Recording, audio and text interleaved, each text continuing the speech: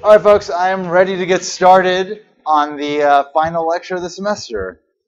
So welcome, everybody. Welcome to the final time we'll be together with me torturing you in the way that I enjoy to.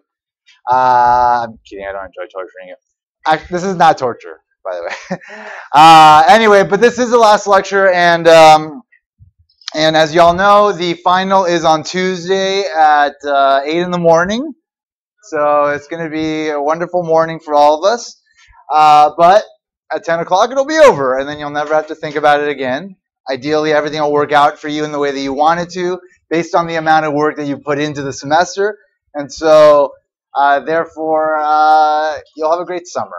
And I hope that's how it turns out. But of course, you never know what could happen, given, again, like the fact that you guys have a lot of responsibilities. And so that's why it's important for you to just keep your head in the game, make every moment count. Just don't shy away from this experience. Don't be afraid of it. Don't let the pain of like having to like work every single minute just stop you from continuing.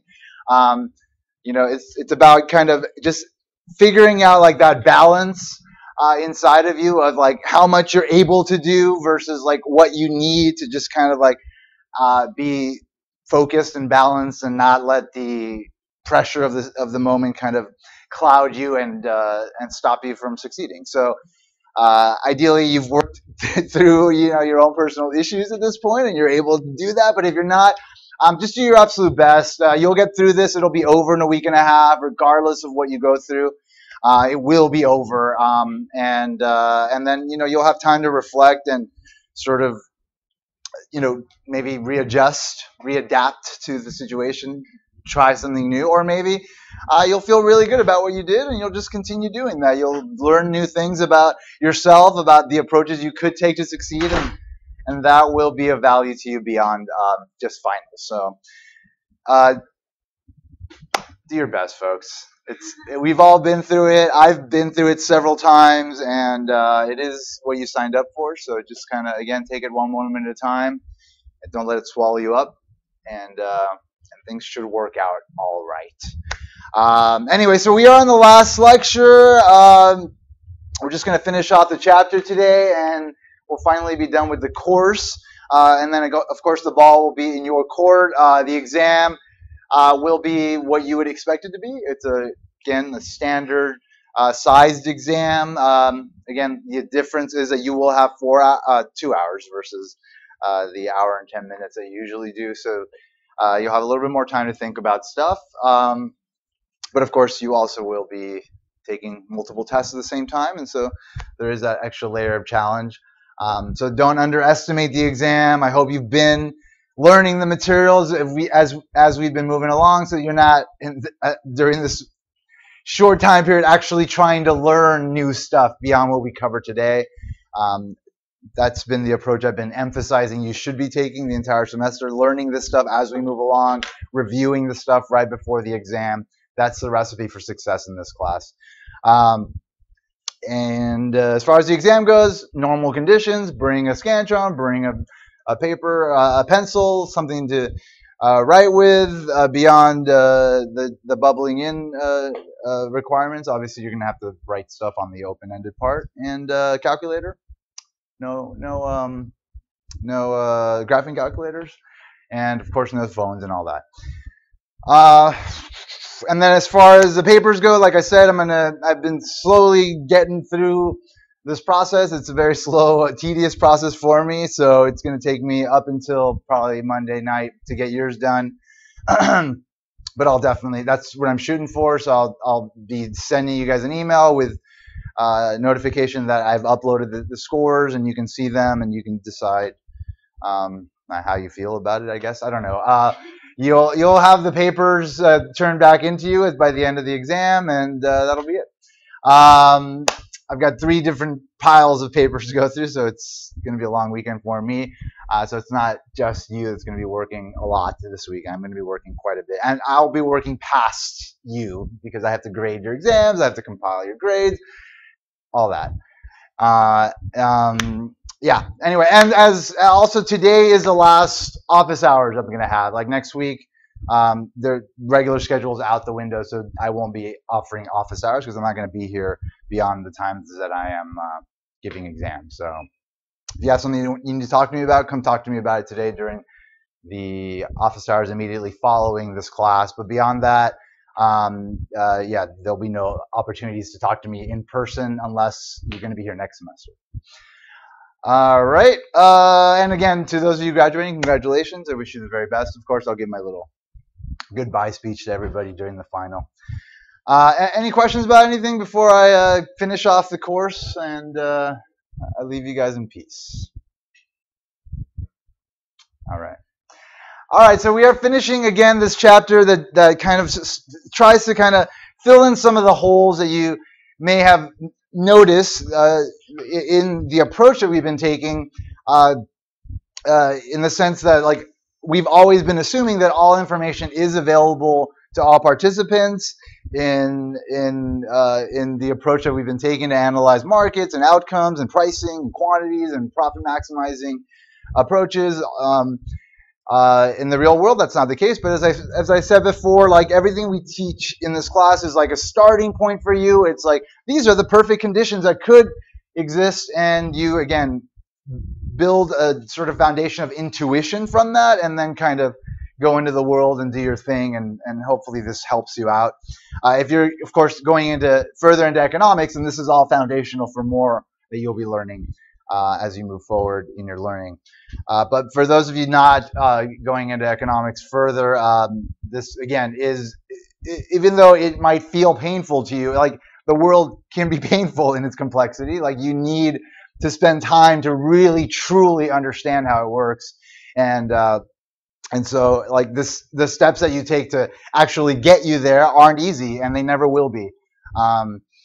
Aristotle said that the roots of education are bitter, but the fruits are sweet. I mean, that was said like over 2,000 years ago, and things have not changed. Like the experience of learning a lot of information, trying to become a master of something, has always been the same, and it will always be the same. You will always have to spend a lot of time, just focusing on information that is foreign to you, that is complicated, that requires a lot of exposure multiple times to get it down. It's just the nature of what we do when we learn and become, the better people that we are able to become and set out to become, if you are actively here, which you all are, which is great. So again, just embrace the process. But all right, so we're just covering different sort of issues that kind of give you an idea of how we can account for uncertainty in the various situations that we've been looking at. We talked about uncertainty with respect to consumers and some approaches that we take to kind of understand how we might go about kind of predicting what kind of behavior consumers might engage in, given certain assumptions about the amount of risks that they're willing to take on. We also talked about a couple of sort of ways of adjusting for uncertainty on the part of firms trying to optimize their behavior. We'll talk about a couple of things with respect to the market today in general, and then finally we'll go over auctions, different types of auctions that could be used to buy and sell goods, and the optimal bidding strategies given the nature of the auctions, and also the optimal auctions to choose if you're selling something, and then that'll end the course. So just quickly going over the stuff we covered last time. We covered the mean and the variance, sort of statistical information that allows us to kind of get an idea of what may happen in an uncertain outcome, which we usually view as kind of like a gamble when there's different possible outcomes that could occur and they have probabilities of occurring. Again, we can use the expected value of a situation that tells us what is the average sort of outcome that you're likely to get given the possible outcomes and the probabilities of occurring. This was an example with the roll of a die. If you roll a die and depending on the side of the die that pops up, then you will be paid that amount. There's a 1/6 probability of getting each outcome, so that weights each possible outcome. And generally, if you have, again, a certain amount of outcomes and a certain amount of probabilities associated with each outcome, then the expected value of a situation is, again, the sum of the outcomes weighted by their respective probabilities of occurring, where all the probabilities sum to 1. But the problem with the expected value is that it doesn't give you any idea about the riskiness of a gamble, and so that's where the standard deviation and the variance come in. So the variance is calculated by taking the deviation of each outcome from the mean. So this is the expected value. So in order to get the variance, you need to calculate the expected value first, and then you look at the deviation of each outcome from that expected value, square it to get rid of negatives, and to place a bigger impact on bigger deviations, and then you multiply that number by its respective probability of occurring for each possible outcome and probability.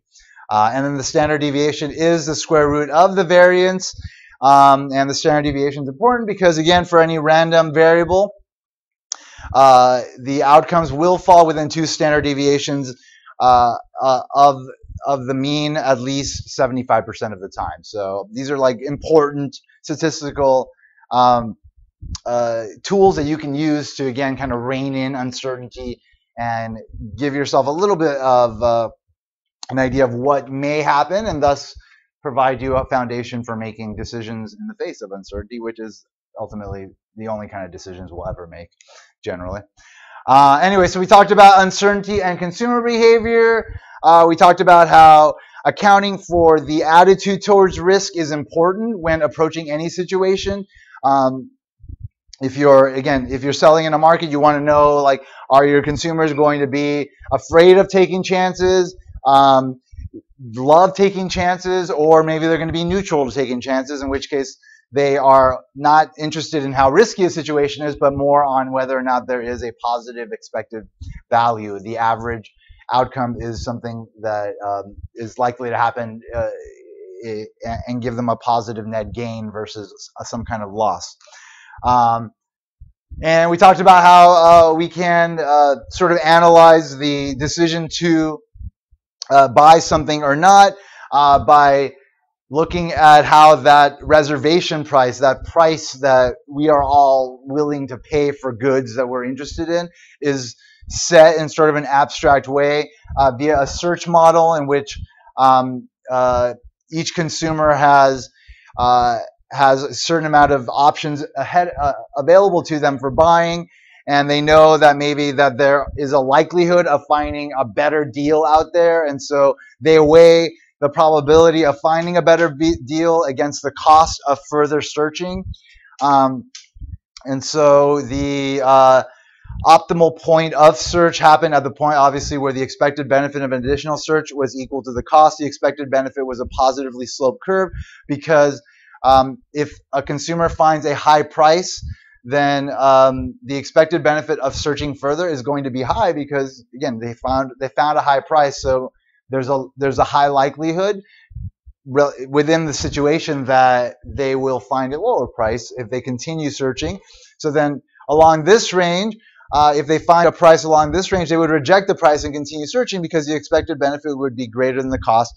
But along this range down here, where, again, if you think about like a person that's found a low price, the likelihood of finding an even lower price is not that high. And so the expected benefit is not going to be that great of a further search versus the cost, which would be higher. And thus, along this range, the consumers would be willing to accept the price that they find. And so this is kind of a framework of analyzing, like how that reservation price might change given changing costs or changes in the expected benefits of searching. Yeah.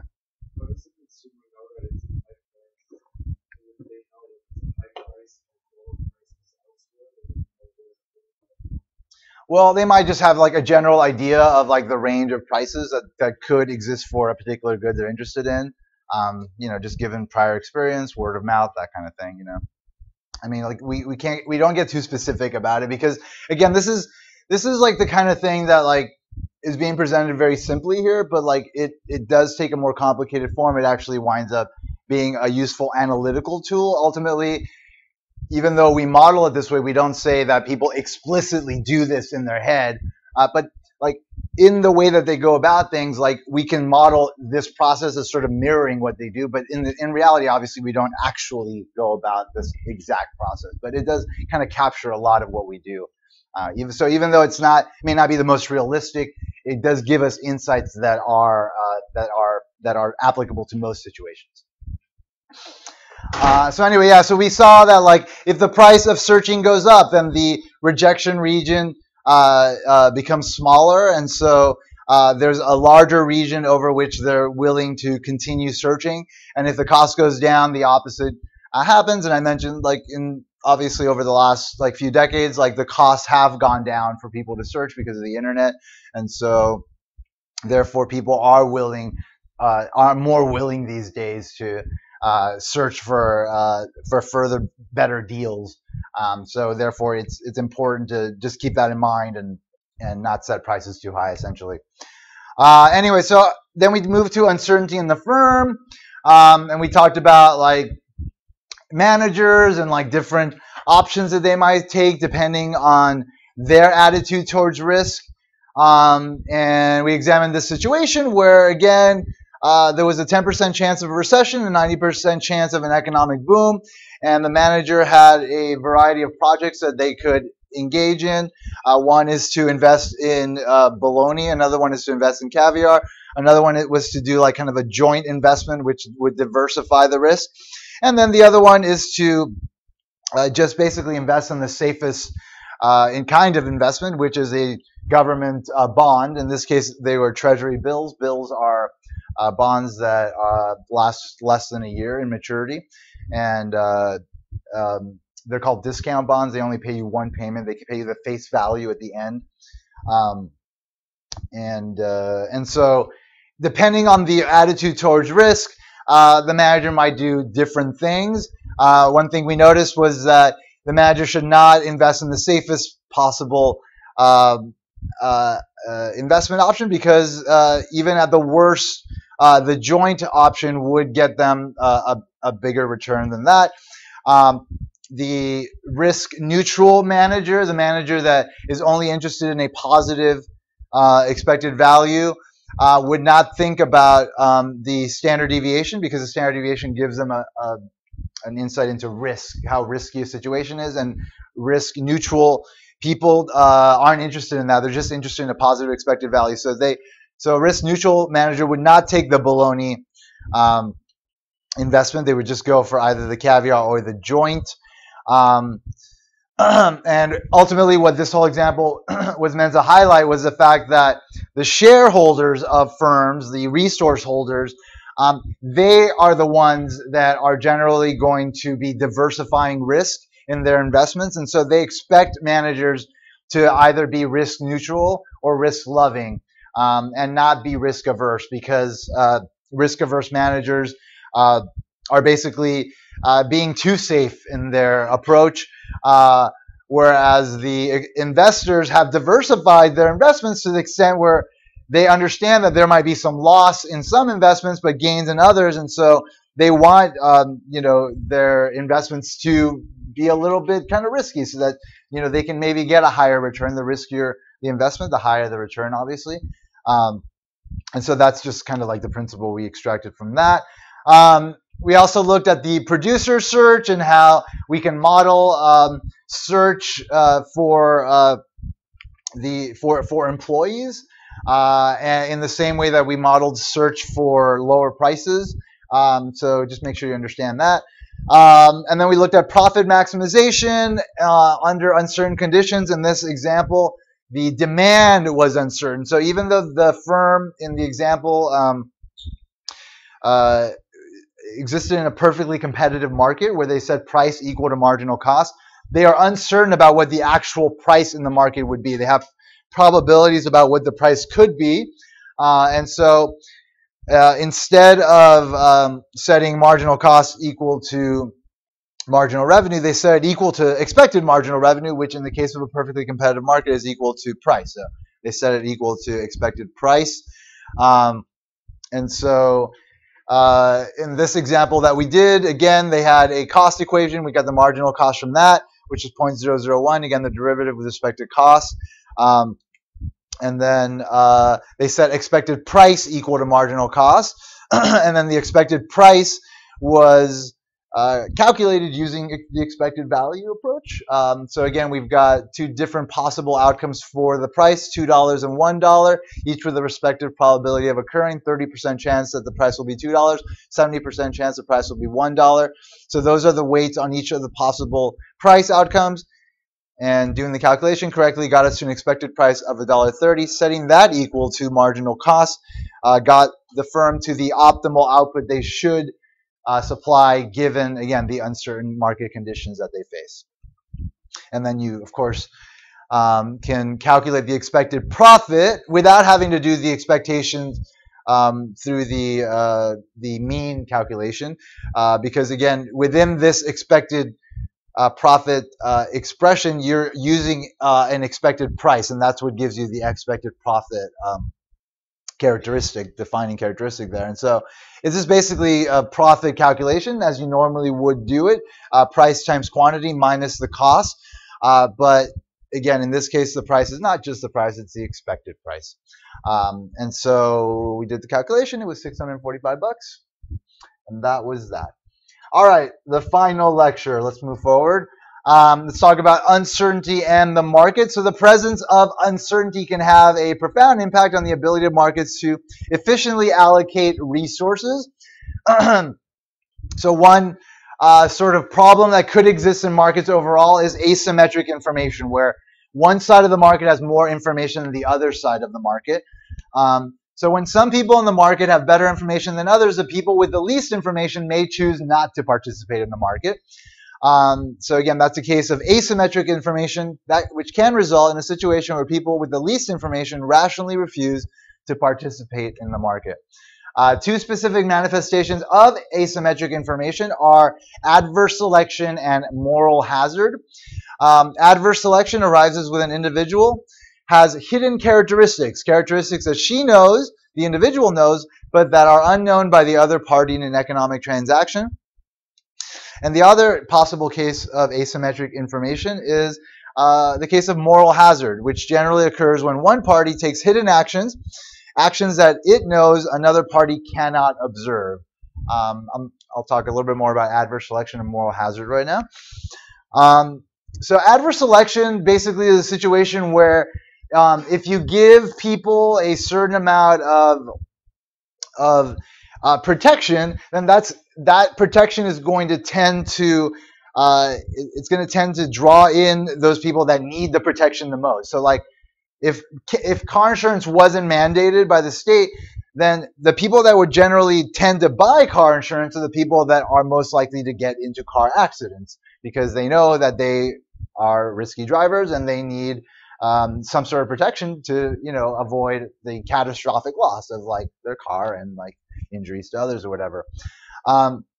So generally, adverse selection refers to a situation where a selection process results in a pool of individuals with economically undesirable characteristics. So again, like when there is adverse selection, oftentimes like one party may just choose not to engage in a market transaction because of the fact that they know that they are going to draw in the wrong kind of folks.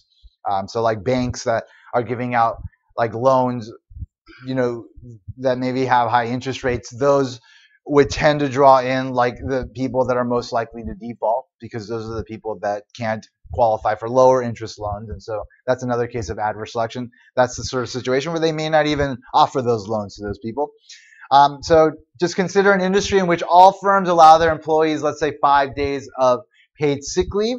One firm decides to increase the number of paid sick leave days from 5 to 10 to attract more workers, let's say. If the workers have hidden characteristics, as the firm cannot distinguish between healthy and unhealthy workers, the plan will likely lure many workers away from other firms. The type of workers the firm is most likely to attract are those who know they are frequently ill, though, and thus who value sick leave the most. So from the firm's point of view, the policy attracts undesirable workers. In economic terms, the policy results in adverse selection. All right, so again, the other sort of stark case of asymmetric information is called moral hazard. So moral hazard generally occurs when a certain amount of protections are given, and people tend to act in riskier ways because of it. So if you think about like the 2008 crash and the big $1 trillion bailout that we just pulled out of our back pocket to save the banks, which we needed to do, by the way, because if we didn't do that, then we'd be in a depression right now. So even though it was like not the kind of move that left the best taste in all of our mouths, it was something that was necessary, or else we would still be suffering from that. But anyway, because the government did that, that basically created the idea in banks, or the further idea in banks, the big banks, that they are too big to fail, right? That they can take even further risks because they know that if the shit hits the fan, in the end, they will be bailed out by the government. And so that situation created a moral hazard in the banking industry, the fact that we bailed out the banks. So sometimes when two parties engage in a contract, one party agrees to protect the other party from economic loss. Moral hazard exists if a contract induces the party that is protected from loss to take a hidden action that harms the other party. So just as far as what we've been talking about in this course, the principal agent problem, again, like the issue of like maybe the resource holder, the stockholders trying to get the managers to have the same incentives as them, so that their interests are aligned. That is a principal agent problem. We talked about the solution to that. So firm profits partly depend on a manager's effort, which is unobservable to the owner and thus a hidden action. A fixed salary contract coupled with hidden action of the manager, which would be a lack of effort, may result in moral hazard. And as we learned in Chapter 6, the owner can overcome the problem by either monitoring the manager, taking away the hidden action, or by making the managers pay contingent on firm profits, taking away the manager's insurance against economic loss. All right, so one really important aspect of all market transactions is the ability to clearly communicate information to the other party via what we call signaling and screening. So signaling occurs when an informed party sends a signal or indicator of his or her hidden action to an uninformed party in an attempt to collect information about those hidden characteristics. In product markets, firms use a host of devices to signal product quality to consumers.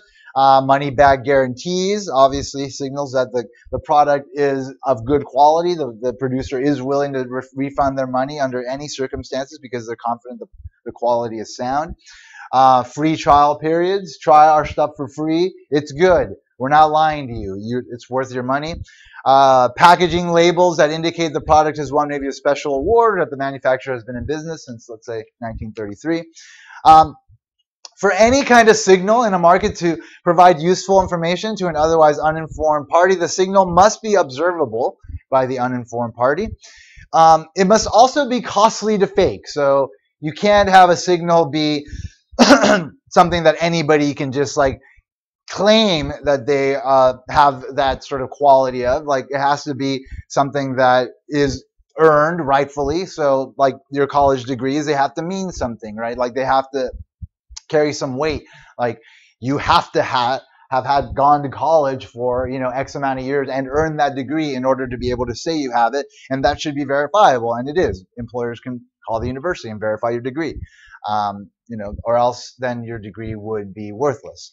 There also must be full disclosure. Generally, if it's unclear whether or not all information is being presented, then the likely assumption on the part of the party that is uninformed is that there's something being withheld. And so if a signal carries that uncertainty with it, where all information is not being presented, then there isn't full disclosure and the signal may not be credible. So again, it's all about effective, credible signals that are costly to fake and include full disclosure. And if the signals have those characteristics, then the signaling will be effective. Gesundheit. So when there's uncertainty, sometimes screening will occur when an uninformed party attempts to sort individuals according to their characteristics. This sorting may be achieved through a self-selection device. Individuals who have information about their own characteristics are presented with a set of options, and the options they choose reveal their characteristics to the uninformed party. So, like the recommender systems that you see on Netflix and Amazon, they obviously are based on algorithms that take your behavior in terms of like what you've chosen in the past and sort of characterize you as a certain type of person by you buying certain items, by you watching certain content on Netflix. You have self-selected yourself as a lover of horror movies or comedies or women's products or whatever, and therefore the recommender systems know to recommend specific products to you, to target them to you. And so again, just you buying things from them is essentially a self-selection device, which allows the sellers to screen you as one type of buyer versus another type of buyer. All right, let's move on to the final subject of the course, auction.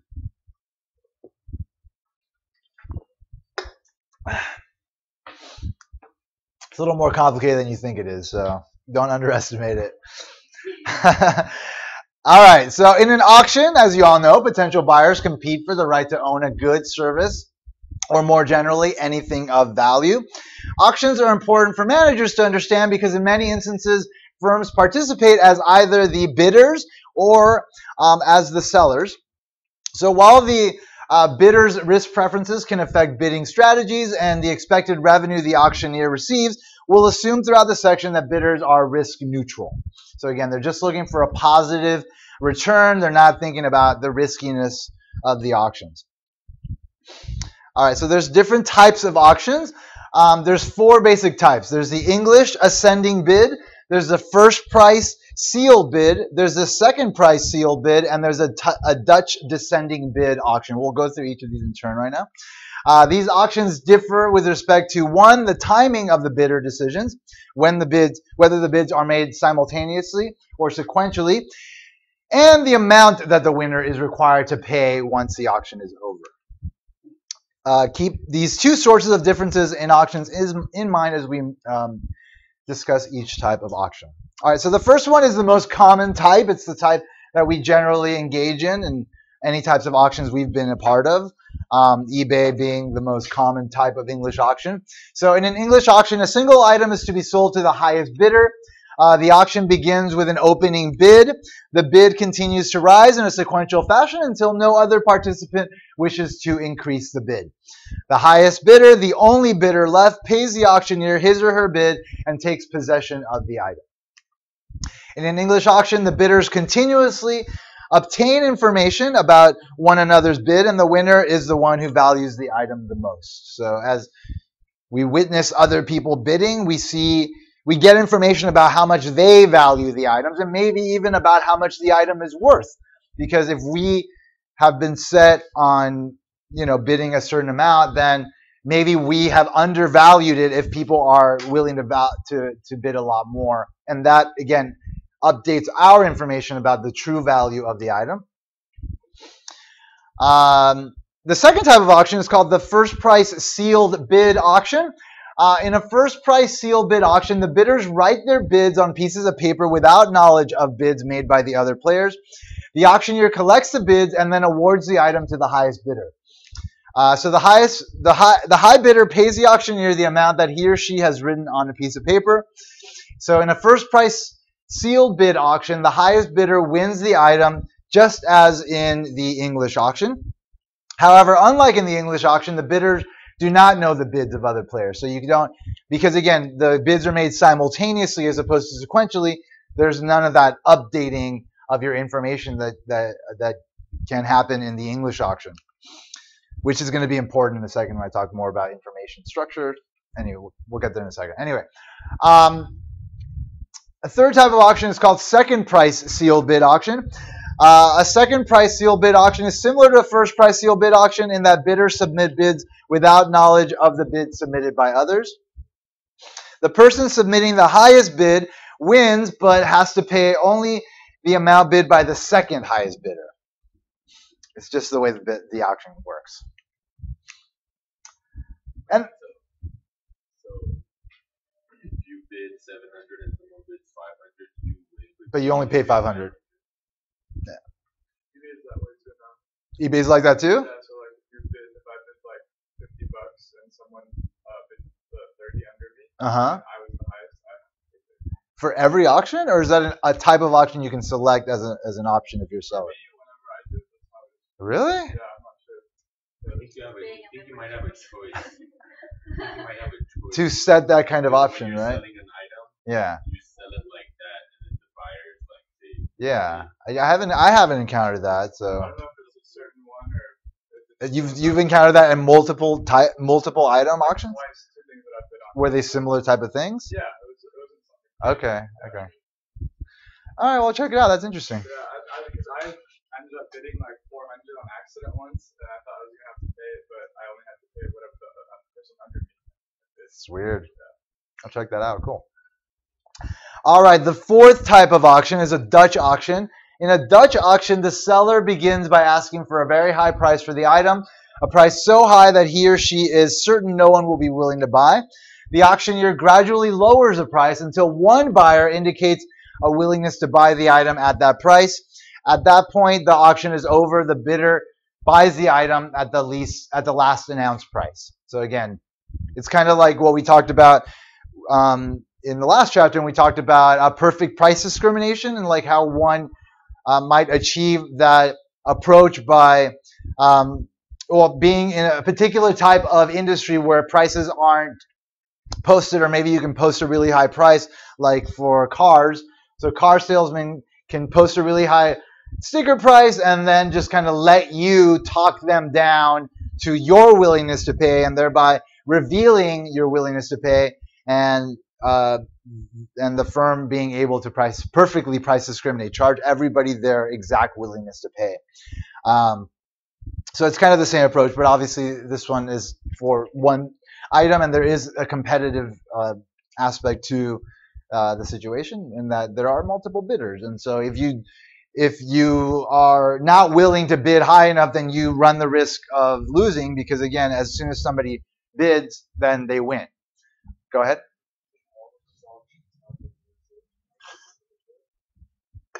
I'm sure they can, yeah.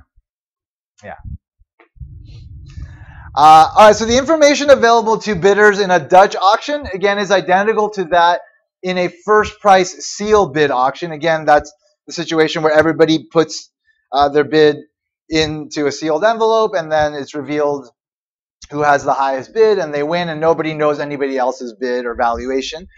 So again, it's sort of the same situation like here, where you just don't know how much everybody else values the item, and again, the person with the highest bid just is the one that wins. So no information is available about the bids of other players until the auction is over. In each case, the bidder pays what he or she bid for the item. So that gets us to this principle: the strategic equivalence of Dutch auctions and first price sealed bid auctions. The Dutch and first price sealed bid auctions are strategically equivalent. That is, the optimal bids by participants are identical for both type of auctions. All right, so now let's talk about the information structure. Like, what kind of information do the bidders actually have going into these auctions? So there's the four basic types of auctions differ with respect to the information that bidders have about the bids of other players. In analyzing an auction, it's also important to consider the information players have about their valuations of the item being auctioned. So what do they know about the item going into the auction, aside from like what they might learn about the value of the auction during the process of bidding? So one possibility is that each bidder in an auction knows for certain what the item is worth, and furthermore, all players know the valuations of other players in an auction. So that's the case of perfect information, where everybody knows everything. Rarely do bidders in an auction enjoy perfect information.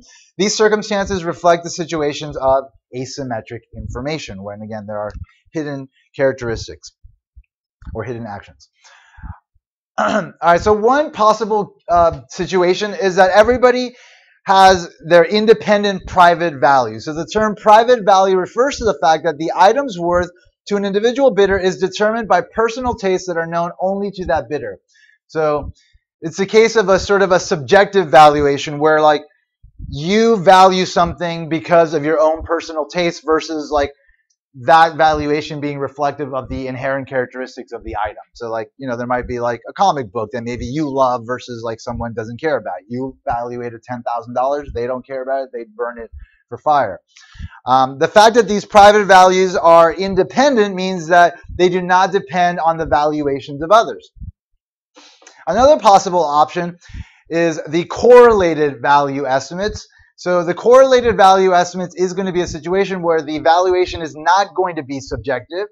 It's going to be based on some analysis of the value of the item that's being put up for auction. But there might be differences in the individual valuations of that item based on the approach that was taken to try to assess the value of the item. So in many auction settings, bidders are unsure of an item's true valuation. Bidders may have access to different information about an item's actual worth and thus may form different estimates of the item's value. This type of information environment may lead to what's called affiliated or correlated value estimates. The higher one bidder's value estimate, the more likely it is that other bidders also have high value estimates. So again, because it's not subjective and everybody's kind of using their own means of trying to evaluate the worth of something, like let's say the amount of potential oil beneath a certain amount of land that's being put up for auction. So in those type of situations, like everybody will again use their own methods to try to value what may be, you know, inherent in what is being bid on. And so if everybody goes about doing it the right way, then everybody will likely either have high values or low values on average. Whereas with independent private values, that could range quite a bit because, again, it's very subjective to one's own taste. So a special case of this environment, the common value auction, arises when the true underlying value of the item is the same for all bidders. In this case, individual tastes play no role in shaping the bidder's value estimates. The uncertainty, though, stems purely from the fact that the different bidders use different information to form their estimates of the common value of the item. A good example of a common value auction is the government's use of auctions to sell oil, gas, and mineral rights to prospective firms. The true value of these rights, the amount of actual oil, gas, or ore underneath the earth, is unknown to the bidders, but whatever the amount, the value is the same for all bidders. Each bidder forms an estimate of the true common value by taking seismic readings and performing other tests. Even though the true value is the same for all bidders, each bidder will likely obtain different estimates through their own tests. All right, so let's look at the optimal bidding strategies then. And again, we're looking at the perspective of a risk-neutral bidder. So these are the optimal strategies for independent private values auctions. So it's easy to characterize optimal bidding strategies for environments in which the bidders have independent private valuations. So that gets us to this principle. The optimal bidding strategy for an English auction. A player's optimal bidding strategy in an English auction with independent private valuations is to remain active until the price exceeds his or her own valuation of the object. So consider an English auction in which the auctioneer starts with a low price and gradually raises it until only one bidder remains. A bidder who remains in the auction after the price exceeds his valuation risks having to pay more for the item than it's worth to him. All right, so that's the English auction. So the optimal bidding strategy for a second price, again, that's the English auction with independent private values. The optimal bidding strategy for a second price seal bid auction. In a second price seal bid auction with independent private values, a player's optimal strategy is to bid his or her own valuation of the item. This is the dominant strategy. Since the winner pays the bid of the second highest bidder, not his or her own bid, it does not pay for players to bid more or less than their own valuation. A player could bid more than the item was worth to her to increase the likelihood of being the highest bidder, but if the second highest bid is less than his actual valuation, then this strategy will yield no additional returns, and they may have paying more than they actually value for the item. If the second highest bid is above his valuation, then he may win but have to pay more than her actual valuation. So the player will never bid less than his valuation. A player who bids less merely reduces the chance of winning since the player never pays his or her own bid. All right. Now let's look at the first price sealed bid auction again with private independent values. So in a first price sealed bid auction with independent private values, a bidder's optimal strategy is to bid less than his or her valuation of the item. If there are, let's say, n bidders who all perceive valuations to be evenly or uniformly distributed between a lowest possible valuation L and a highest possible valuation of H, then the optimal bid for a player whose own valuation is V is given by this expression here, which I'll explain in a second.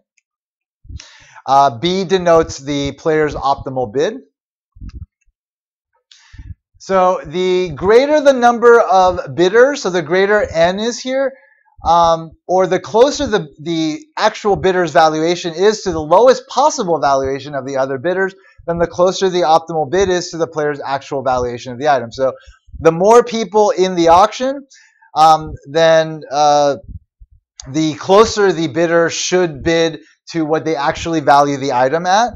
The less bidders in the auction, then the lower their bid should be relative to their own valuation. And also the closer the bidder's valuation is to the lowest possible valuation. Again, each bidder has sort of an idea of like the range of what people may value an item at, either high or low. And so given that situation, everybody kind of has an idea of what the lowest bid might be.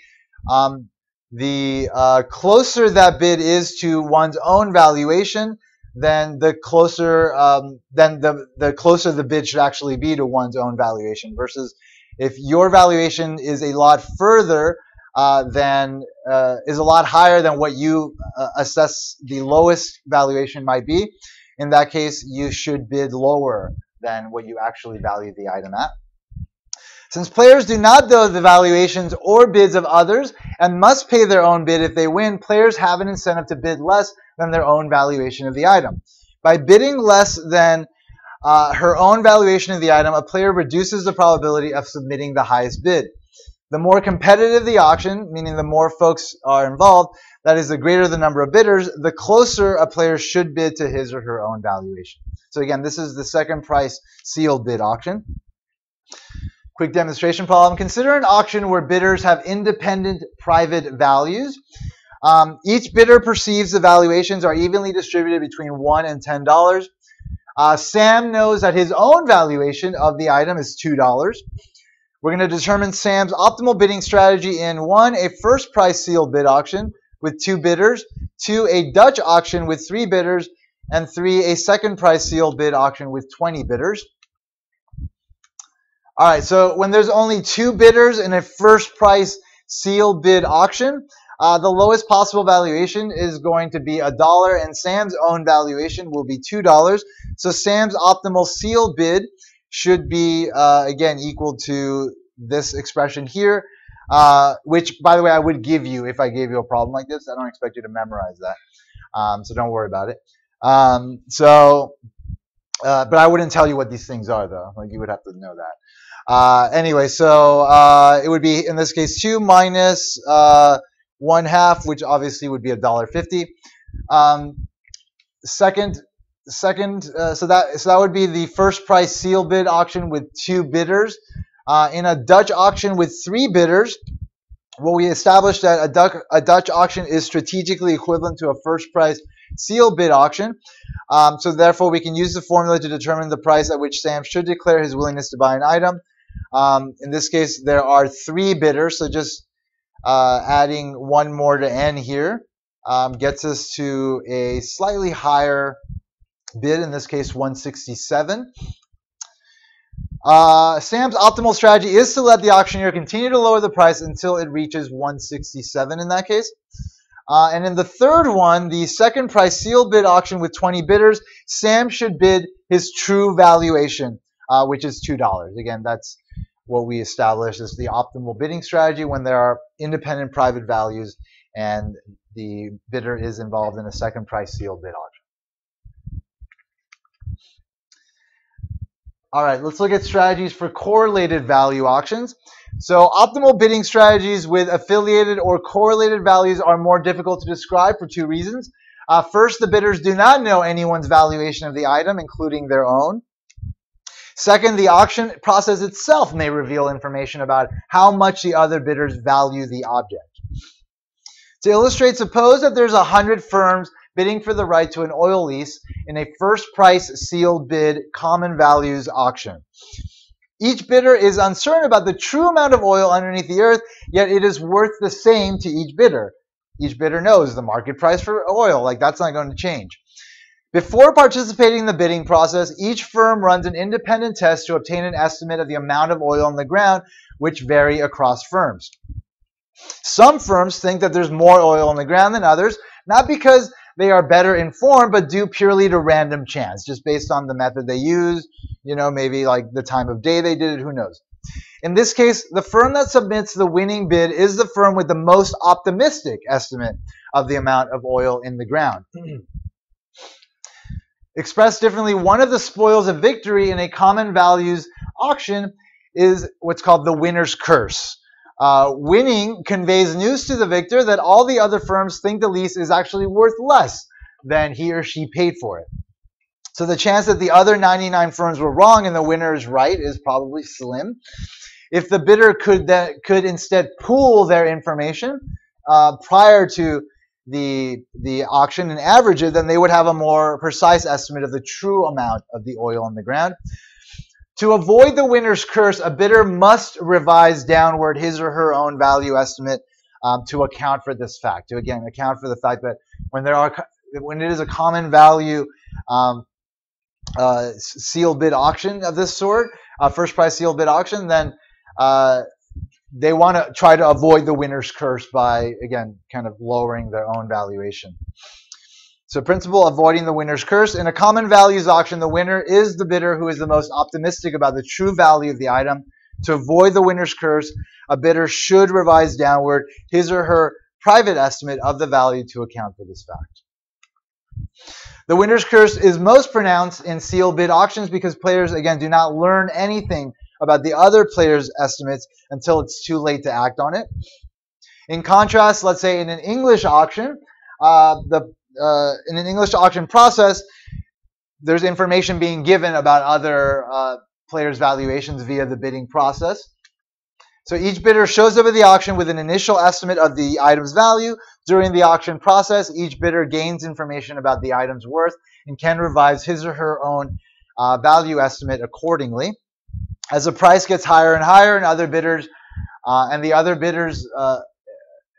I'm sorry, there's a typo in there.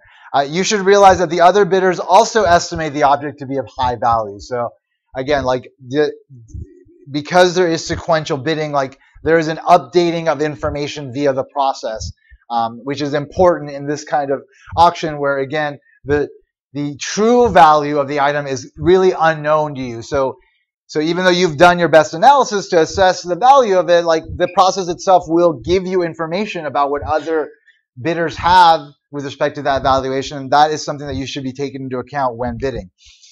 By affiliation, you should revise upward your estimate of the item's worth if everybody's bidding high, since higher value estimates by other bidders make it more likely that the value to you is also high.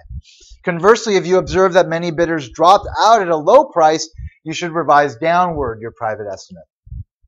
The optimal strategy in an English auction with affiliated value estimates is to continue to bid so long as the price does not exceed the value estimate you obtain, based not only on your private information, but on information gleaned through the auction process. Alrighty, and finally, let's look at the expected revenues in alternative types of auctions. Let's take the perspective of the auctioneer and what might be the best auction to use to sell off certain assets. Suppose an auctioneer is interested in maximizing her expected profits.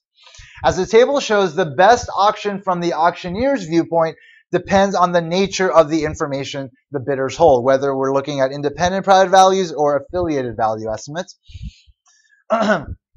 So with independent private values, we have what's called revenue equivalence. In independent private value auctions, all auction types yield the same revenue.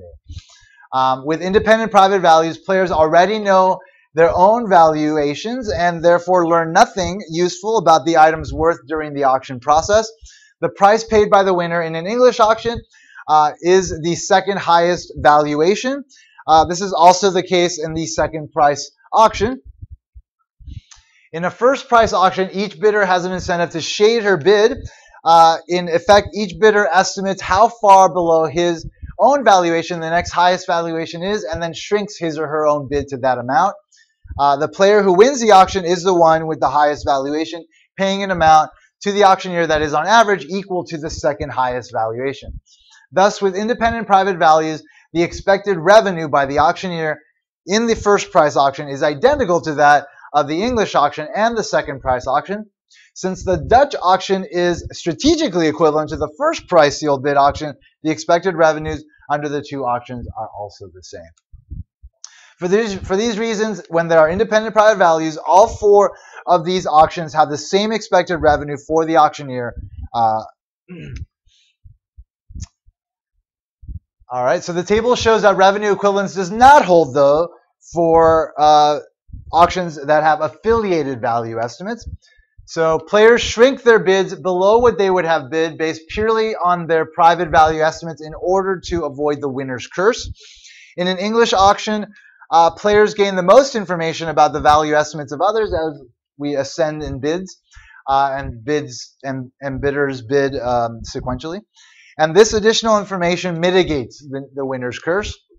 Thus, bidders shrink their bids less in an English auction than in a sealed bid or Dutch auction. So, again, with affiliated value estimates, an English auction will yield the highest revenue. In contrast, in a first price and Dutch auction, players learn nothing about other players' value estimates during the auction process. Bidders thus shrink their bids most in the first and Dutch price auctions, again, to try to avoid that winner's curse. So those will yield the lowest amount of revenue in an affiliated value auction. In a second price auction, bidders also learn nothing about the value estimates of others. The fact that the second highest bid is linked to information another bidder has about the item's valuation also mitigates to some extent the winner's curse, thus induces players to shrink their bids by less than they would in the first price and Dutch auction.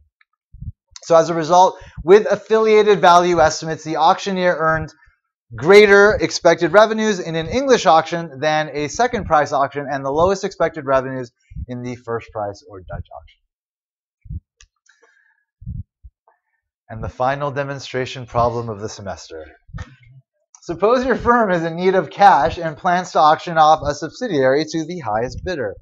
Which type of auction will maximize your firm's revenues from the sale if, 1, the bidders are risk neutral and have independent private valuations, and 2, the bidders are risk neutral and have affiliated value estimates? So obviously, for the first one, it doesn't matter, right? They're all equivalent. There's revenue equivalent in all four types of auctions. So with independent private valuations, all four auction types will lead to identical expected revenues under these conditions. What is the auction that had the highest revenue in the affiliated value auction setting? The English auction. Very good. So with affiliated value estimates and risk neutral bidders, the English auction will yield the highest expected revenues. You guys are done. Good job, folks. Nice job. I wish you all the very best in this next week. Again, don't get discouraged. Don't let the weight of the responsibility get you down. Take it one day at a time, one moment at a time. You'll get through it. And if you work hard enough, things will work out for you. All right? I'll see you guys on Tuesday at 8 in the morning, bright and early, with lots of smiles on your faces, and we will finally finish the course. Take care, folks.